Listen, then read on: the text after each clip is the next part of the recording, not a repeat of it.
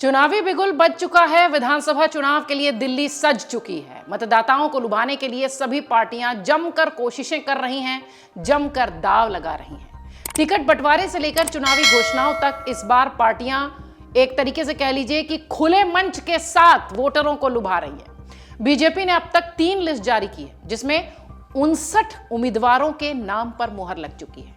29 की 2 लिस्ट आई और तीसरी लिस्ट जिसमें सिर्फ एक नाम था।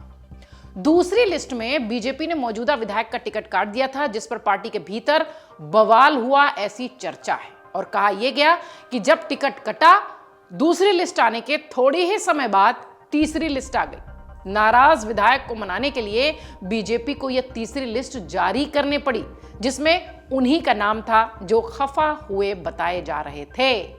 सवाल उठता है, कौन है वो विधायक जिनके लिए एक लिस्ट बीजेपी को जारी करनी पड़ी? इकलौते उनके नाम से विधायक जी का नाम जानना लाजमी हो जाता है। दरअसल टिकट कटने से नाराज बीजेपी के विधायक मोहन सिंह बिष्ट को पार्टी ने मुस्तफाबाद विधानसभा सीट से टिकट दिया है। करावल नगर से विधायक मोहन सिंह बिष्ट ने उम्मीदवारों की दूसरी लिस्ट में नाम नहीं होने की नाराजगी जाहिर की थी। पार्टी ने दूसरी लिस्ट में करावल नगर से बिष्ट की जगह कपिल मिश्रा को टिकट दिया था।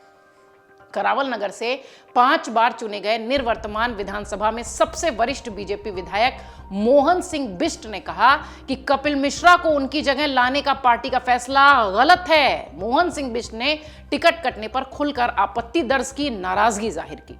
दिन भर पार्टी उन्हें मनाने में जुटी रही। सूत्रों ने कहा कि बिष्ट ने कहा था कि अगर उन्हें पार्टी दूसरी सीट से टिकट देगी, चुनाव लड़ाना चाहती है, तो आज ही उसके नाम का ऐलान होना चाहिए।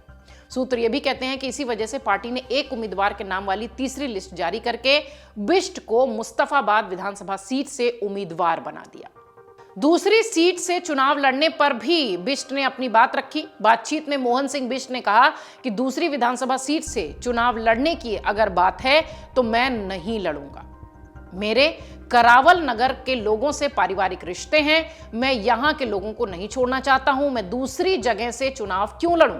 जिस जगह पर पहले विकास कार्य नहीं होते थे, वहां मैंने विपरीत परिस्थितियों में भी काम करके दिखाया है।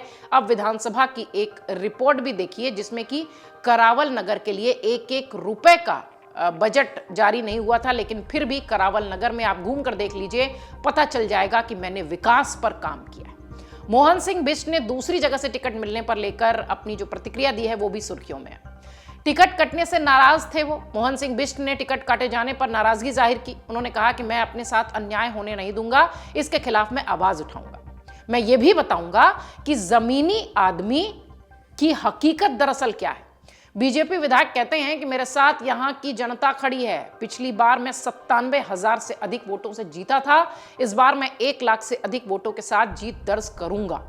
मैंने पहले ही साफ कर दिया था कि अन्याय के खिलाफ चुप नहीं बैठूंगा और अपना संघर्ष जारी रखूंगा। कुछ भी हो जाए, लेकिन मेरा फैसला अडिग है, मैं चुनाव में जरूर उतरूंगा। आपको बता दें, 5 फरवरी को दिल्ली की वोटिंग है, 8 फरवरी को रिजल्ट। चुनाव आयोग ने 7 जनवरी को दिल्ली विधानसभा चुनाव का ऐलान किया था। 70 सीटों में एक चरण में वोटिंग हो रही है। 5 फरवरी की वोटिंग खूब सुर्खियों में है और 8 फरवरी को परिणाम आएंगे, जिसके लिए सभी पार्टियां इंतजार कर रही हैं। इस बीच बीजेपी की यह तीसरी लिस्ट चर्चा का विषय रही है। आपको ध्यान होगा कि प्रेस कॉन्फ्रेंस के जरिए सीईसी ने, यानी मुख्य चुनाव आयुक्त ने, दिल्ली चुनाव पर लगातार अपनी बात रखी थी। 1 घंटे से ज्यादा तक वो ईवीएम पर, वोटर लिस्ट में गड़बड़ी पर, खास वर्ग के वोटर्स पर, तमाम लोगों पर बातचीत करते हुए दिखाई पड़े थे। दिल्ली का चुनाव आप समझ लीजिए कि चुनाव आयोग की प्रेस कॉन्फ्रेंस से ही बहुत हाई प्रोफाइल और खास हो गया है।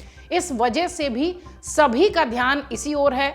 लगभग ये जो तीनों प्रमुख पार्टियां हैं, चाहे कांग्रेस हो, चाहे बीजेपी हो, चाहे आम आदमी पार्टी हो, मुकाबला फिलहाल दिल्ली में इन्हीं के बीच है। और जिस तरीके की तस्वीर इस वक्त दिखाई पड़ रही है, ऐसा लगता है वोटर्स को लुभाने के लिए एड़ी चोटी का जोर लगा रही हैं तीनों ही पार्टियां।